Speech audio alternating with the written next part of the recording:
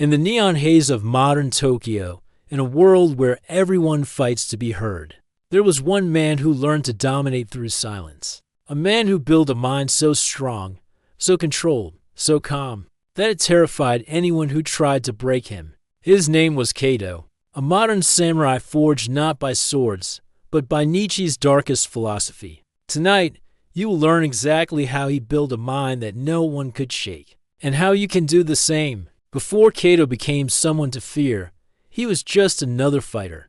22 years old, a rising martial artist, fast, skilled, confident, until one night, he stepped into the ring and something inside him broke. Not his bones, not his body, but his mind. Kaito wasn't defeated by fists. He was defeated by fear, by overthinking, by self-doubt, by the voice inside him whispering, "You are not enough." And for the first time, Kaito froze. Nietzsche called this the drowning of the spirit, the moment a man stops being himself and becomes the puppet of his own fear. Kaito lost the match, but what truly scared him wasn't his opponent. It was realizing that his mind was his weakest weapon. A week after the match, Kaito wandered into a cramped, dusty bookstore in Shinjuku. In the far corner, he found a torn, yellowed book.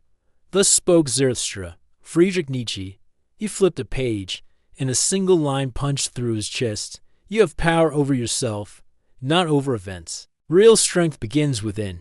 Kaito stopped breathing for a moment, because he realized he had mastered punches, kicks, weapons, but he had never mastered himself. Nietzsche wrote, "The man who controls his spirit becomes unshakable."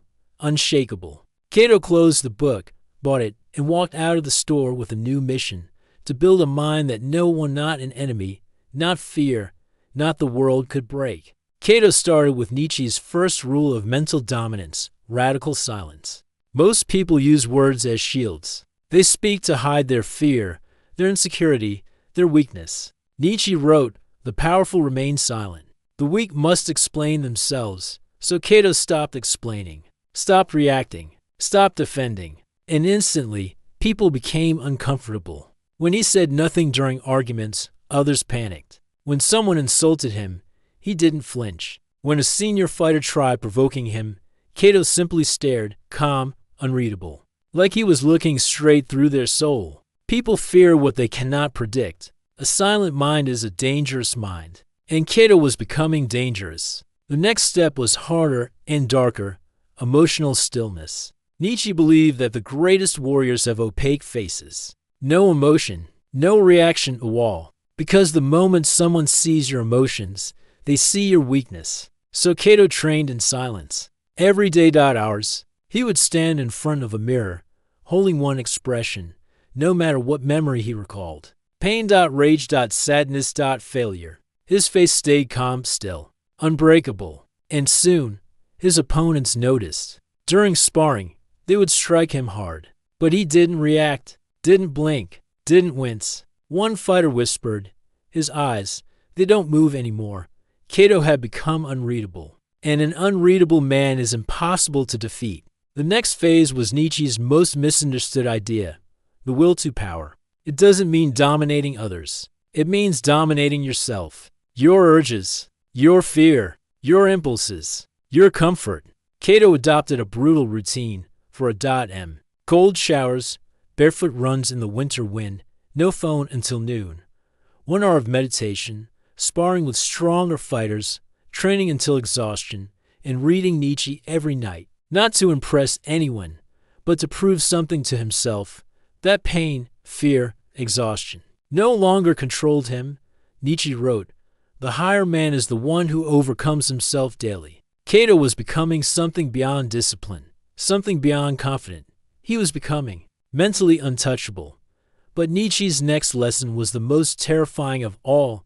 Understand human weakness better than they understand themselves. Nietzsche believed that people are ruled by ego, fear, desire, insecurity, pride, guilt, and a hunger for validation. And once you see these motives clearly, you can outthink anyone. So Kaito began studying people silently. He watched how fighters entered the room, who forced a smile, whose hands trembled, who avoided eye contact, who bragged too much, who stayed quiet, who sought approval. who feared rejection. He didn't speak. He didn't judge. He simply observed. And slowly, the world became transparent.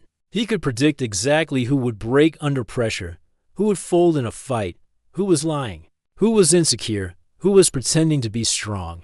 Kaito was no longer playing the game. He was reading it like an open book. 1 year after his collapse, Kaito re-entered the fighting arena. The crowd didn't recognize him, not because he looked different, but because he felt different. When he stepped onto the mat, he moved like someone with nothing to prove, nothing to fear, nothing to lose. Across from him stood Satoru, a national champion, a brute, a giant. Everyone expected Kaito to panic like he had the year before, but he didn't. He stood still, breathing slow, face calm, eyes dead still. The bell rang. Satoru charged out loud, aggressive, explosive. Kaito didn't move, because Kaito wasn't fighting Satoru's fists. He was fighting Satoru's mind, and he had already won. Satoru grew angry, frustrated and sloppy, because nothing was more terrifying than an opponent who showed no fear. And then, with a single, perfectly timed counter, Satoru fell. The arena went silent. Kaito had defeated a national champion not with strength, but with psychological dominance. After the match, fighters whispered, "He's different. He's scary. You can't read him. He fights like a ghost." But Nietzsche had predicted this. The man who conquers himself becomes a thing others fear. Because people aren't afraid of strength. They're afraid of a mind they can't manipulate, a spirit they can't intimidate, a confidence they can't shake. Kaito had achieved what Nietzsche believed humans were capable of: a higher self, a stronger self, a terrifying self. By the end of his journey, Kaito distilled everything into four Nietzschean laws. Law 1. Control your silence. Speak only with intention. Let others reveal themselves. Your silence is your weapon. Law 2. Master your reactions. If they can't read you, they can't beat you. Control your face. Control your breath. Control your emotion. Law 3. Overcome yourself daily. Push your limits. Seek discomfort. Destroy weakness. If you conquer yourself, you fear nothing. And Law 4. Understand human nature. See people for what they are, ruled by ego, fear, and desire. If you understand these forces, you become untouchable. One night, after another silent, brutal training session, Kaito said something that captured everything Nietzsche taught him. The strongest fighter is the one who no longer needs a fight. Because when your mind is steel, when your emotions are mastered, when your silence is controlled, you become someone people instinctively fear, respect, and follow. And that is how to build a mind so strong, it terrifies people. Most people fear pressure, but Kaito learned to crush it. Most people fear judgment, but Kaito learned to ignore it. Most people fear silence, but Kaito learned to command it. This is Nietzsche's path. Kaito walked it. Now, it's your turn. Build the mind. Break the fear. Become unshakable.